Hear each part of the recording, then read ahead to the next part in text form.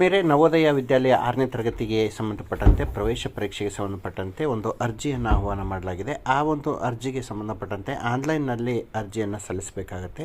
ಅರ್ಜಿಯನ್ನು ಸಲ್ಲಿಸ್ತಕ್ಕಂಥ ಸಂದರ್ಭದಲ್ಲಿ ಏನೆಲ್ಲ ಅಂಶಗಳನ್ನು ನಾವು ಗಮನಿಸಬೇಕು ಅನ್ನೋದ್ರ ಬಗ್ಗೆ ನೋಡೋದಾದರೆ, ನಾವು ಮೊದಲು ಕೊನೆಯ ದಿನಾಂಕ 23/9/2024 ಅಂತಿದೆ. ಹೀಗೆ ಪ್ರತಿ ವರ್ಷವೂ ಸಹಿತ ಆನ್ಲೈನ್ನಲ್ಲಿ ಸಹಿತ ಅರ್ಜಿಯನ್ನು ಸಲ್ಲಿಸಬೇಕಾಗತ್ತೆ.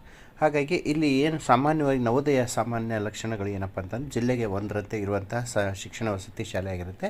ಬಾಲಕ ಮತ್ತು ಬಾಲಕಿಯರಿಗೆ ಪ್ರತ್ಯೇಕ ವಸತಿ ನಿಲಯಗಳಿರುತ್ತೆ. ಉಚಿತ ಊಟ ವಸತಿಯೊಂದಿಗೆ ಶಿಕ್ಷಣ ಇರುತ್ತೆ. ಮತ್ತು ಜೊತೆಗೆ ಕ್ರೀಡೆ, NCC, NSS, ಸ್ಕೌಟ್ಸ್ ಮತ್ತು ಗೈಡ್ಸ್ಗಳಿಗೆ ಉತ್ತೇಜನ ಇರುತ್ತೆ. ಅರ್ಜಿ ಸಲ್ಲಿಸಲಿಕ್ಕೆ ಬೇಕಾದಂತಹ ಒಂದು ದಾಖಲೆಗಳು ಯಾವಪ್ಪ ಅಂತಂದರೆ, ವಿದ್ಯಾರ್ಥಿಯ ಫೋಟೋ ಮತ್ತು ಸಹಿಗಳು ಬೇಕು, ಜಾತಿ ಮತ್ತು ಆದಾಯ ಪ್ರಮಾಣ ಪತ್ರ ಬೇಕು, ಆಧಾರ್ ಕಾರ್ಡ್ ಬೇಕು, ಪಾಲಕರ ಸಹಿ ಬೇಕು, ಶಾಲೆಯ ದೃಢೀಕರಣ ಪತ್ರ ಬೇಕು. ಈ ಎಲ್ಲ ದಾಖಲೆಗಳನ್ನು ಸ್ಕ್ಯಾನ್ ಮಾಡಿ ಅಪ್ಲೋಡ್ ಮಾಡಲಾಗುತ್ತೆ. ಜೊತೆಗೆ ಯಾವ ಜಿಲ್ಲೆಯ ವಿದ್ಯಾರ್ಥಿಗಳು ಪ್ರವೇಶ ಬಯಸ್ತಾರೋ ಆ ಜಿಲ್ಲೆಯ ವಿದ್ಯಾರ್ಥಿಗಳು ಮಾತ್ರ ಆ ಜಿಲ್ಲೆಗೆ ನೀವು ಅರ್ಜಿಯನ್ನು ಸಲ್ಲಿಸಬೇಕಾಗುತ್ತೆ. ಅರ್ಜಿಯನ್ನು ಸಲ್ಲಿಸೋದು ಹೇಗೆ ಅಂದರೆ, ನಮ್ಮ ಮೊಬೈಲ್ನಲ್ಲಿರ್ತಕ್ಕಂಥ ಗೂಗಲ್ ಸರ್ಚ್ಗೆ ಇಂಜಿನ್ಗೆ ಹೋಗ್ಬಿಟ್ಟು ಅಲ್ಲಿ JNV ಅಂತ ಹೊಡ್ರಿ, ಅಂದರೆ ಜವಾಹರ್ ನವೋದಯ ವಿದ್ಯಾಲಯ ಅಂತ ಬರುತ್ತೆ. ಅಲ್ಲಿ JNV ಅಂತ ಟೈಪ್ ಮಾಡಿದರೆ ಸಾಕು, ಆಟೋಮೆಟಿಕ್ಕಾಗಿ ನವೋದಯ ವಿದ್ಯಾಲಯ ಸಮಿತಿ ಅಂತ ಬರುತ್ತೆ ಒಂದು ಇಂಟರ್ಫೇಸಲ್ಲಿ. ಅದನ್ನು ಟಚ್ ಮಾಡ್ತಾಯಿದ್ದೀನಿ. ಅದನ್ನು ಟಚ್ ಮಾಡಿದಂಥ ಸಂದರ್ಭದಲ್ಲಿ ಮತ್ತೊಂದು ಇಂಟರ್ಫೇಸ್ ಓಪನ್ ಆಗುತ್ತೆ. ಇದರಲ್ಲಿ ಒಂದು ನವೋದಯ ವಿದ್ಯಾಲಯ ಅಂತ ಏನು ಕಾಣಿಸ್ತಾ ಇದೆ, ಇದರಲ್ಲಿ ಬ್ಲೂ ಕಲರ್ನಲ್ಲಿ ಒಂದು ಲಿಂಕ್ ಇದೆ. ಅದನ್ನು ಟಚ್ ಮಾಡ್ತಾಯಿದ್ದೀನಿ. ಅದನ್ನು ಟಚ್ ಮಾಡಿದ ತಕ್ಷಣ ಒಂದು ಇಂಟರ್ಫೇಸ್ ಮತ್ತೊಂದು ಓಪನ್ ಆಗುತ್ತೆ. ಇಲ್ಲಿ ನೀವೇನು ಮಾಡ್ತಾಯಿದ್ದೀರಿ ಅಂದರೆ, click here registration for 6th ಅಂತ ಕಾಣುತ್ತಲ್ಲ, ಇದನ್ನು ಟಚ್ ಮಾಡ್ತಾಯಿದ್ರಿ. ಇದನ್ನು ಟಚ್ ಮಾಡಿ ನೆಕ್ಸ್ಟ್ ಲಾಗಿನ್ ಆಗ್ತಾಯಿದ್ವಿ. ಇಲ್ಲಿ ನಾವು ಇದನ್ನು ಟಚ್ ಮಾಡ್ತಾಯಿದ್ವಿ. ಟಚ್ ಮಾಡಿದ ತಕ್ಷಣ ಈ ಥರ ಇಂಟರ್ಫೇಸ್ ಬರುತ್ತೆ. ಇದರಲ್ಲಿ 3 ಭಾಗ ಇರುತ್ತೆ. ಅದರಲ್ಲಿ ಮುಖ್ಯವಾಗಿ ನಿಮಗೆ ಒಂದು ಮುಖ್ಯ ಶಿಕ್ಷಕರ ಅರ್ಜಿ ಬೇಕು, ಅದನ್ನು ಫಿಲಪ್ ಮಾಡ್ತಕ್ಕಂಥ ಅರ್ಜಿ ಬೇಕಂದರೆ ಇಲ್ಲಿ ರೆಡ್ಡಲ್ಲಿ ಕಾಣಿಸುತ್ತೆ ಕ್ಲಿಕ್ ಡೌನ್ಲೋಡ್ ಅಂತ. ಆ ಅರ್ಜಿಯನ್ನು ಡೌನ್ಲೋಡ್ ಕೂಡ ಮಾಡ್ಕೊಳ್ಬೋದು. ಈಗ ಅರ್ಜಿಯನ್ನು ಸಲ್ಲಿಸ್ತಕ್ಕಂಥದ್ದು ಹೇಗೆ ಅಂತಂದರೆ, ಇಲ್ಲಿ ಕಾಣಿಸ್ತಾ ಇದೆ. ಇಲ್ಲಿ ಒಂದು ಮಾಹಿತಿ ಇದೆ. 2024-25ರಲ್ಲಿ ಆ ಮಗು ಆ್ಯಸ್ ಆಲ್ರೆಡಿ ಏನಾದರೂ ಅಪ್ಲಿಕೇಶನನ್ನು ಹೋದ ವರ್ಷ ಹಾಕಿತ್ತಾ ಅಂತ ಕೇಳುತ್ತೆ. ನಾವು ನೋ ಅಂತ ಕೊಡ್ತಾಯಿದ್ದೀವಿ. ಅದಾದಮೇಲೆ candidate has appeared in JNVST earlier ಅಂತ ಕೇಳುತ್ತೆ, ನೋ ಅಂತ ಕೊಟ್ಟಿದ್ದೀನಿ. ಆಮೇಲೆ you have read the prospectus ಅಂತ ಕೇಳುತ್ತೆ, ಎಸ್ ಅಂದರೆ ಅವ್ರ ಗೈಡ್ಲೈನನ್ನು ಓದಿದ್ದೀರಾ ಅಂತ ಕೇಳುತ್ತೆ, ಎಸ್ ಕೊಟ್ಟಿದ್ದೀನಿ. ಆಮೇಲೆ ವೆದರ್ ಡಿಸ್ಟ್ರಿಕ್ಟ್ ರೆಸಿಡೆನ್ಸಿ ಅಂದರೆ 5ನೇ ತರಗತಿ ಅದೇ ಜಿಲ್ಲೆಯಲ್ಲಿ ಓದಿದೆಯಾ ಅಂತ ಕೇಳುತ್ತೆ, ಎಸ್ ಅಂತ ಕೊಟ್ಟಿದ್ದೀನಿ. ಅದಾದಮೇಲೆ next in the study certificate signed by headmaster ಅಂತ ಕೇಳಿದೆ, ಎಸ್ ಕೊಟ್ಟಿದ್ದೀನಿ. Next whether the candidate has been promoted from class 4th to admission 5th ಅಂತ ಕೇಳುತ್ತೆ. ಹೋದ ವರ್ಷ 4ನೇ ಕ್ಲಾಸ್ ಇದ್ದು ಈ ವರ್ಷ 5ಕ್ಕಿದೆ, ಓಕೆ ಕೊಟ್ಟಿದ್ದೀನಿ. ಇದಾದಮೇಲೆ do you have other number, yes ಅಂತ ಕೇಳಿದೆ, ನಾನು ಎಸ್ ಕೊಟ್ಟಿದ್ದೀನಿ. ಇಷ್ಟಾದಮೇಲೆ ಇಲ್ಲಿ ಆಧಾರ್ ನಂಬರನ್ನು ಎಂಟ್ರಿ ಮಾಡಬೇಕು. ಇಲ್ಲಿ ಆಧಾರ್ ನಂಬರನ್ನು ಎಂಟ್ರಿ ಮಾಡಿಬಿಟ್ಟು ನಾವೇನು ಮಾಡ್ತಾಯಿದ್ದೀವಿ, ಸಬ್ಮಿಟ್ ಅಂತ ಕೊಡ್ತಾಯಿದ್ದೀವಿ. ಸಬ್ಮಿಟ್ ಮಾಡಿ ಕೊಟ್ಟಮೇಲೆ ಆ ಒಂದು ಮಗುವಿನ ಆಧಾರ್ ನಂಬರ್ನಲ್ಲಿರ್ತಕ್ಕಂತಹ ಮೊಬೈಲ್ಗೆ ಒಂದು OTP ಹೋಗುತ್ತೆ. ಆ ಒಂದು OTPಯನ್ನು ಇಲ್ಲಿ ಎಂಟ್ರ್ ಮಾಡಿ ಲಾಗಿನ್. ನಮ್ಮ OTPಯನ್ನು ಬಂದಿರತಕ್ಕಂಥ OTPಯನ್ನು ಎಂಟ್ರಿ ಮಾಡಿದ ಮೇಲೆ ನಮಗೆ ಈ ಥರದ ಒಂದು ಇಂಟರ್ಫೇಸ್ ಕಾಣುತ್ತೆ. ಈ ಒಂದು ಇಂಟರ್ಫೇಸ್ನಲ್ಲಿ ಇಲ್ಲಿ ಕಾಣಿಸ್ತದೆ online application for admission to class 6th ಅಂತ ಬರುತ್ತೆ. 25-26ನೇ ಸಾಲಿನ ಸಂಬಂಧಿಸಿದಂತೆ ಒಂದು ಅಡ್ಮಿಷನ್ ಫಾರ್ಮ್ ಓಪನ್ ಆಗ್ತಿದೆ. ಅದಾದಮೇಲೆ ಇಲ್ಲಿ ನಾವು ಕರ್ನಾಟಕ ನಮ್ಮ ಸ್ಟೇಟನ್ನು ಸೆಲೆಕ್ಟ್ ಮಾಡ್ಕೋಬೇಕು. ಅದ್ರ ಮೇಲೆ ಕ್ಲಿಕ್ ಮಾಡಿದರೆ ಕರ್ನಾಟಕ ಅಂತ ಓಪನ್ ಆಗುತ್ತೆ. ಇಲ್ಲೊಂದು ತಾವು ಗಮನಿಸಬೇಕಾಗತ್ತೆ, ಒಂದೇ ಕಾರ್ಡ್ ಅಂತಲ್ಲ ಅಂತ.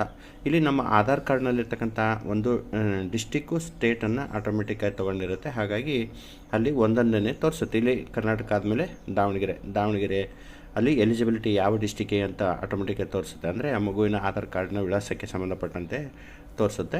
ಹಾಗಾಗಿ ದಾವಣಗೆರೆ ಡಿಸ್ಟಿಕ್ಕಿಗೆ ಮಾತ್ರ, ಅಂದರೆ ಆ ಮಗುವಿನ ಆಧಾರ್ ಕಾರ್ಡ್ನಲ್ಲಿರ್ತಕ್ಕಂಥ ವಿಳಾಸ ಮುಖ್ಯ. ಆ ಒಂದು ವಿಳಾಸದ ಅನುಸಾರವಾಗಿ ತೊಗೊಳುತ್ತೆ. ಅದಾದಮೇಲೆ ತಾಲೂಕನ್ನು ಸೆಲೆಕ್ಟ್ ಮಾಡ್ಕೋಬೇಕು. ಅದ್ರ ಮೇಲೆ ಡ್ರಾಪ್ ಡೌನ್ ಮೇಲೆ ಕ್ಲಿಕ್ ಮಾಡಿದಂಥ ಸಂದರ್ಭದಲ್ಲಿ ಇಲ್ಲಿ ತಾಲೂಕುಗಳ ನೇಮ್ ಓಪನ್ ಆಗುತ್ತೆ. ಅದನ್ನು ಯಾವ ತಾಲೂಕು ಅಂತ ಸೆಟ್ ಮಾಡ್ಕೊಳ್ತೀವಿ.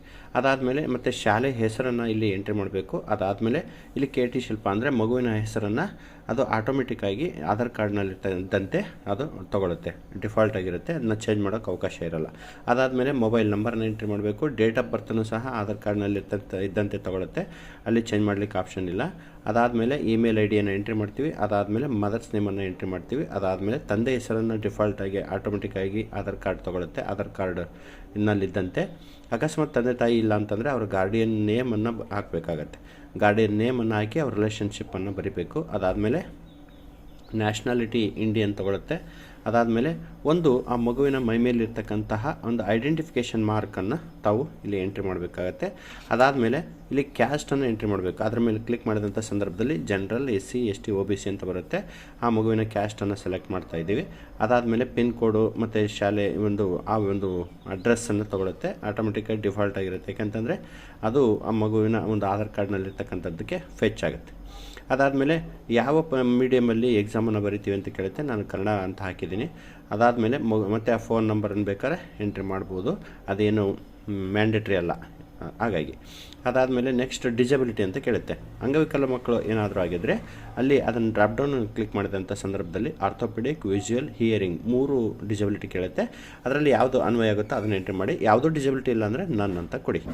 ಅದಾದಮೇಲೆ ರಿಲಿಜನ್, ಹಿಂದೂಯಿಸಮ್ ಅಂತ ಅದ್ರ ಮೇಲೆ ಕ್ಲಿಕ್ ಮಾಡಿದಾಗ ನಿಮಗೆ ಅದರ ಒಂದು ಏನು ರಿಲಿಜನ್ ಓಪನ್ ಆಗುತ್ತೆ, ಅದರಲ್ಲಿ ಯಾವುದು ಅನ್ವಯ ಆಗುತ್ತೋ ಅದನ್ನು ಎಂಟ್ರಿ ಮಾಡಿ. ಅದಾದಮೇಲೆ ಮೊಬೈಲ್ ನಂಬರ್ ಆಟೋ ಆಗಿ ಅದು ಕೂತ್ಕೊಂಡಿರುತ್ತೆ. ಅದಾದಮೇಲೆ ಮಗುವಿನ ಪೆನ್ ನಂಬರ್ ಅಂದರೆ ಪರ್ಮನೆಂಟ್ ಎಜುಕೇಷನ್ ನಂಬರ್ ಅಂದರೆ ಅದು UDICE ಪ್ಲಸ್ ಅಲ್ಲಿ ಸಿಗುತ್ತೆ, ಅದನ್ನು ನೀವು ತೊಗೊಂಡು ಎಂಟ್ರಿಯನ್ನು ಮಾಡಬೇಕಾಗತ್ತೆ. ಅದಾದಮೇಲೆ ಇಲ್ಲಿ ಈ ಒಂದು ಭಾಗಕ್ಕೆ 3 ವರ್ಷದ ಅಂದರೆ ಮಗು 3, 4, 5ನೇ ತರಗತಿ ಎಲ್ಲಿ ಓದಿದೆ ಮತ್ತು ಆ ಶಾಲೆ ಹೆಸರು ಡೀಟೇಲ್ಸ್ ಬೇಕಾಗುತ್ತೆ, ಅದನ್ನು ಎಂಟ್ರಿ ಮಾಡಬೇಕು. ಇಲ್ಲಿ ಒಂದೊಂದಾಗಿ 3ನೇ ಕ್ಲಾಸಿಗೆ ಕರ್ನಾಟಕ ಸ್ಟೇಟು ದಾವಣಗೆರೆ, ಅದು ತಾಲೂಕು ದಾವಣಗೆರೆ, ಅದು ಯಾವ ಊರಿನಲ್ಲಿದೆ, ಆ ಮಗುವಿನ ಯಾವ ಊರಿನಲ್ಲಿ ಕ್ಲಾಸನ್ನು ವ್ಯಾಸಂಗವನ್ನು ಮಾಡಿದೆ ಅಂತ ಎಂಟ್ರಿ ಮಾಡಬೇಕು. ಅದಾದಮೇಲೆ ಶಾಲೆ ಹೆಸರನ್ನು ಎಂಟ್ರಿ ಮಾಡಬೇಕು. ಅದಾದಮೇಲೆ ಅದು ರೆಕಗ್ನೈಸೇಷನ್ ಆಗಿದೆಯೋ ಇಲ್ವಂತೆ ಅದನ್ನು ಡ್ರಾಪ್ಡೌನಲ್ಲಿ ಕ್ಲಿಕ್ ಮಾಡಿದಾಗ ಎಂಟ್ರಿ ಮಾಡಬೇಕು. ಮತ್ತು ಸ್ಕೂಲ್ ಲೊಕೇಶನ್ ಅಂದರೆ ಇದನ್ನು ನೋಡಿ ಟಚ್ ಮಾಡಿದಾಗ 2 ಓಪನ್ ಆಗುತ್ತೆ, ರೂರಲ್ ಆ್ಯಂಡ್ ಅರ್ಬನ್ ಅಂತ. ಅದು ರೂರಲ್ ಆಗಿದ್ದರೆ ರೂರಲ್, ಅರ್ಬನ್ ಆಗಿದ್ದರೆ ಅರ್ಬನನ್ನು ಎಂಟ್ರಿ ಮಾಡ್ತೀವಿ.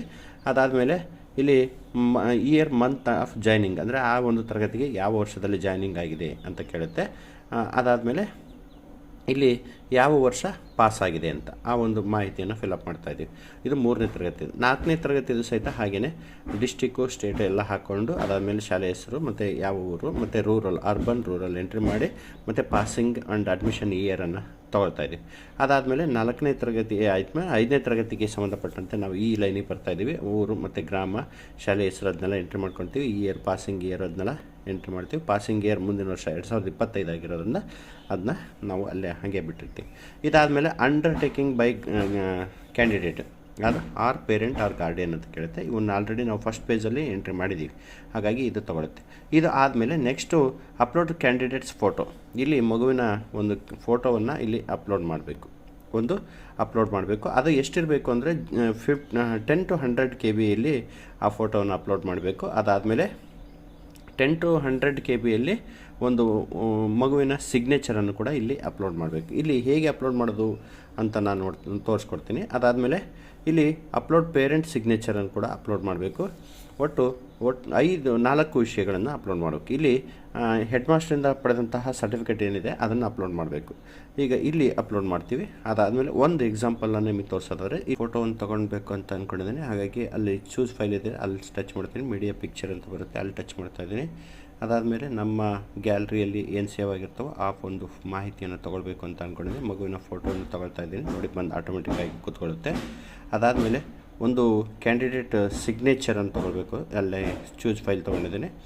ಅದಾದಮೇಲೆ ಮಗುವಿನ ಸಿಗ್ನೇಚರ್ ಅಂದರೆ ನಮ್ಮ ಗ್ಯಾಲರಿಯಲ್ಲಿ ಸೇವ್ ಮಾಡ್ಕೊಂಡಿರ್ತೀವಲ್ವ ಅಲ್ಲಿ ತೊಗೊಳ್ತಾ ಆದಮೇಲೆ ಒಂದು ಸಾರಿ ಪ್ರಿವ್ಯೂ ನೋಡಲಿಕ್ಕೆ ಪ್ರಿವ್ಯೂ ಅಂತ ಆಪ್ಷನ್ ಇರುತ್ತೆ. ಆ ಪ್ರಿವ್ಯೂವನ್ನು ನೋಡಿದರೆ ನಮಗೆ ಸಂಪೂರ್ಣವಾಗಿ ನಾವು ಏನು ಫಿಲಪ್ ಮಾಡಿದ್ದೀವೋ ಆ ಮಾಹಿತಿ ಇಲ್ಲಿ ಡಿಸ್ಪ್ಲೇ ಆಗುತ್ತೆ.